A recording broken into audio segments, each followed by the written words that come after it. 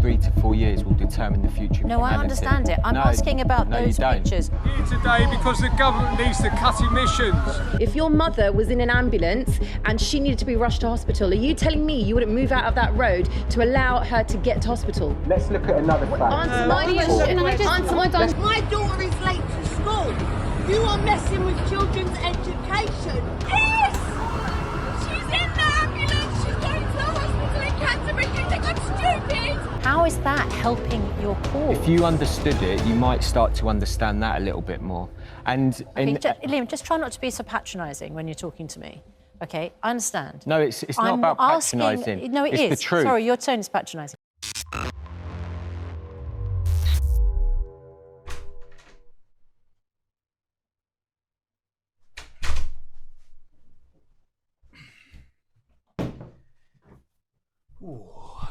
Sorry I'm late, my fellow apes. But there was a bunch of pro-lifers on the road, and they wouldn't get out of the way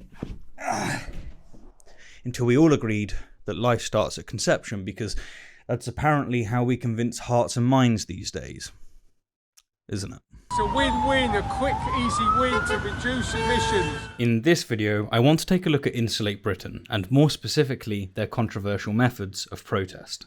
Insulate Britain is an environmental activist group that's run by people involved with Extinction Rebellion, a global environmental activist group whose methods of protest are also controversial. And the aim of Insulate Britain, or as they put it, their demand, is 1. That the UK government immediately promises to fully fund and take responsibility for the installation of all social housing in Britain by 2025. And 2. That the government immediately promises to produce within 4 months a legally binding national plan to fully fund and take responsibility for the full low energy and low carbon whole house retrofit with no externalised costs of all homes in Britain by 2030, as part of a full transition to full decarbonisation of all parts of society and the economy. What we're saying to the government is this.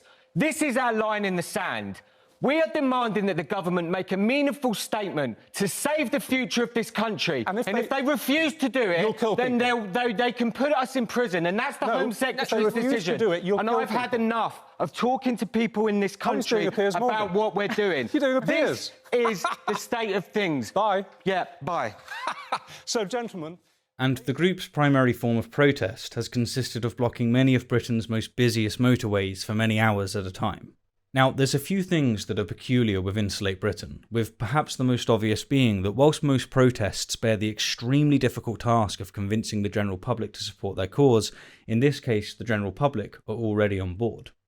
Indeed, the Department for Business, Energy and Industrial Strategy's Public Attitude Tracker found that in March 2021, 80% of the public said they were either very concerned, 33%, or fairly concerned, 47%, about climate change. And over half, 51% of the public said they thought that climate change is either entirely, 13%, or mainly, 38%, caused by human activity. And we've seen this sentiment expressed consistently in the media. And we still have 8,500 people who will die this winter from not being able to turn the heat on. Cameron, I'm not some sort of swivel-eyed climate change denier, far from it. Sure. I'm down with that message. I have to tell you, I think your tactics have set back your cause by a quantum of years. But the thing for me is, they're right in what they're doing, as in the principle, change. You think? They're right in that, but the way that they're doing it, just really making people's days really bad and horrible. And they shouldn't be doing that, because if they want support, they better take us with them. But as the right honourable gentleman just said, while the public are broadly favourable of Insulate Britain's cause, they do not favour the group's tactics. YouGov surveys have consistently expressed that the majority of Brits oppose the group's methods of blocking public junctions, and despite ample opportunities for their speakers to convince the general public otherwise, public support for their methods has only decreased, with now 73% of Brits stating that this kind of action hinders their cause. And in the interest of transparency, let me make clear that I am among the majority here. I find Insulate Britain's strategy of blocking public roads to be counterproductive, but I am sympathetic of their cause. What's more, I find the group's speakers to be among the absolute worst I have ever seen, which I'll expand upon in just a moment. So let's look at the Chatham House report, which says there's a 95% chance we're going to go over 2 degrees. So I wonder if the panellists have read the report released by Chatham House. Did you see the Chatham House report that came out on the 14th of September? The group frequently references Chatham House's climate change risk assessment, which does indeed contain very alarming predictions. But since most Brits are already convinced by facts such as those in this report, and are thus favourable of policies informed by them, let's take a look at something else published by Chatham House. Their tips on what makes a successful protest. Insulate Britain performs relatively well on at least one of Chatham House's suggestions, and that is that they're very clear with their demands. Although I must admit I'm not so sure on its viability, since this would roughly mean around 9,000 installations having to be complete every single day for 9 years straight. But on just about every other suggestion, I'd argue they fail miserably. And I do mean miserably. Dialogue is not their first priority, since they don't listen at all to people's concerns, which chiefly pertain to their methods rather than their cause. And on their social media channels, they've disabled comments, and in some instances are hiding the like to dislike ratios. Further still, their primary spokesman, Liam Norton, is genuinely one of the most insufferable and condescending people I've seen in a long time. To give an example, here's how he typically responds when asked why the group is targeting the general public rather than the government. I've just said to you what the reality is, and what the reality is what Sir David King says, is that what we do in the next 3 to 4 years will determine the future of humanity. So why don't you target the people that can make the changes? What bit of that sentence don't you understand? Why are you devoid of empathy when you can't connect to this reality that millions of people are going to suffer? And we have to repeatedly come onto these programmes and tell you that what's going on here is the destruction of our country. And you repeatedly, time and again, refuse to accept the reality of that situation. Liam, you're missing... Liam, let me finish. You'd be on the roads with us. But it's not just the question of why the group is targeting ordinary citizens that the group deflects. No, they deflect just about every question. The group's actions seem to many to be anti-democratic, since they're insisting that others obey their demands or else suffer disruption. But rather than addressing this concern, rather than addressing questions related to this, the speakers reframe the questions and in doing so deflect them. Tell me how this is democratic, what you are doing, essentially trying to subvert the democratic process by blocking and impeding the lives of ordinary people until the government follow your ends. How is that democracy? Well, there's a social contract, and the government have a responsibility to protect the people of this country and indeed the future generations of this country. That's enshrined in the social contract. Could you answer? No, I am answering it. And to give just one more example, whenever anyone raises any concern about the cause itself, they refuse to provide any justification by insisting that their cause is not a cause at all, but rather a physical reality. But I mean, any activist for any cause could apply this rhetoric. And in addition to this, the speakers insist that they're not protesting at all, but rather exercising civil resistance. But again, any protesting group could do this. You're just upsetting a load of people, so people have gone right off your cause. It's not a very good campaign you got going, is it? It's not a cause, Kevin. It's about people starving to death. Well, Anna said earlier that this isn't protesting, and I entirely agree with her. This is about civil resistance. We're not protesting. Other people who feel the exact same way as you. But pivoting back to the fact that most Brits are sympathetic of Insulate Britain's cause, we really do have to ask, why are they targeting those who broadly share their cause rather than those who oppose it? Or indeed the government, the people they're aiming to elicit a response from. And further still, why are they targeting ordinary citizens in such a dangerous way? Putting aside their own well-being, which sooner or later is going to end in catastrophe, the suffering caused to those stuck in traffic isn't trivial. It is in fact very serious. Within those hot queues, which often last 5 hours or more, there's babies without food and water, diabetics without insulin, and on occasion people in desperate need for medical help. For instance, one mother was being rushed to hospital because she had had a stroke, and because of the protesters' actions, she is now in significantly worse state than what she would have been if she had got to hospital in a reasonable time. I was there in my car with my mother for 6 hours, watching her slip away in front of my very eyes, and I could do nothing. I couldn't help her, and at one point she put her hand on my leg and looked at me and said, "Oh, Chris, I don't feel very well." And that was the last words that she's been able to speak to me. And when we got her to the hospital, the doctors have said that if we were to have got to them within 90 minutes, her symptoms, her recovery would have been minimal. My heart goes out to Chris and his family, and I'd like to think that the same is true of Insulate Britain, but here's how Norton reacted. If your mother was in an ambulance and she needed to be rushed to hospital, are you telling me you wouldn't move out of that road to allow her to get to hospital?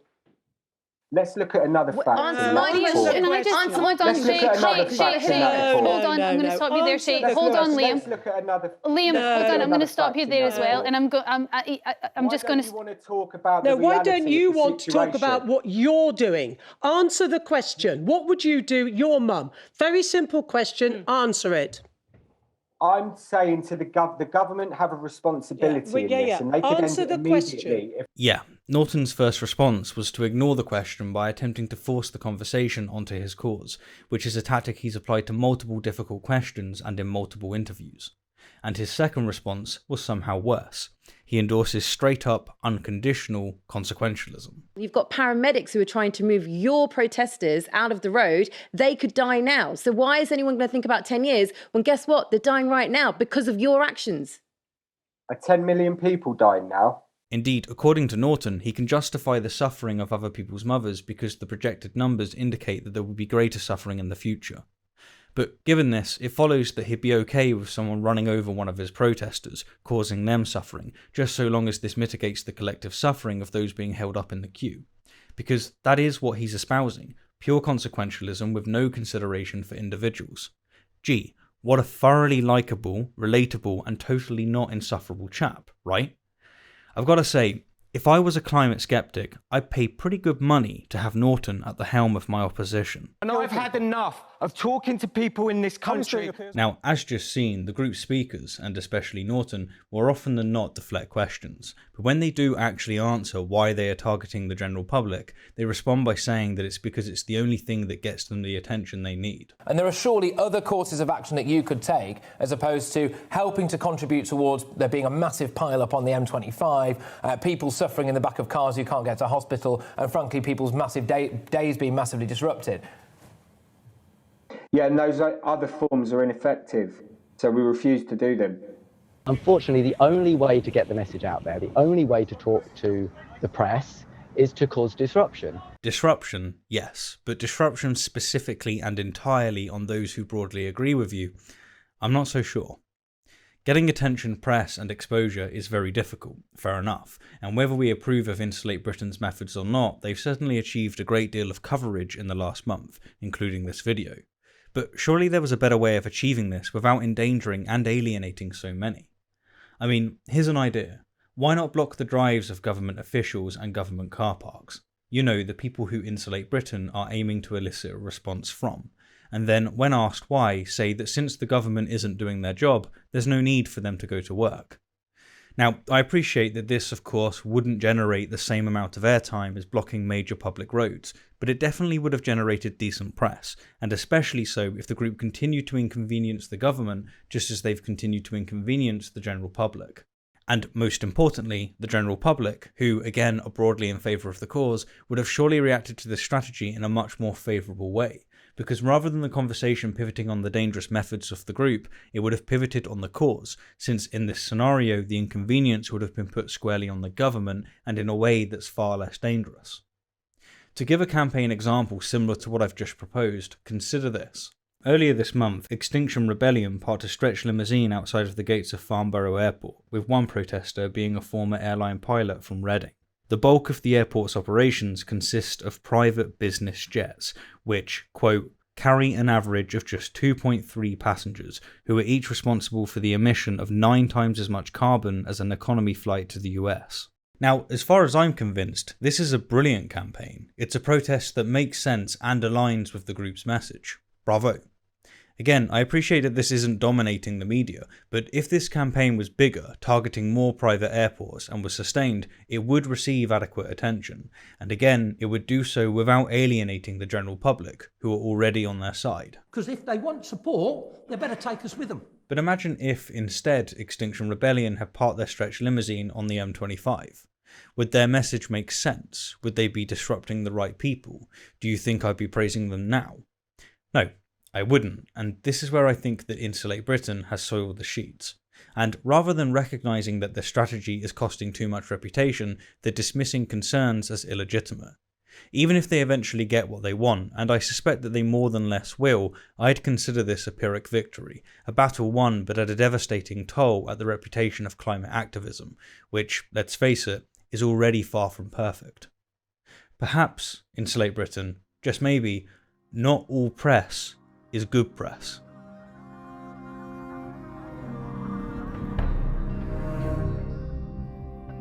Whenever I get back home late at night, I'm always greeted by a load of moths slamming themselves into my porch lamp, or if they're especially unlucky, into a cunningly spun spider's web just above the lamp. This strange sight is, of course, common. In fact, you've almost certainly witnessed it yourself, and you probably know why moths behave so bizarrely.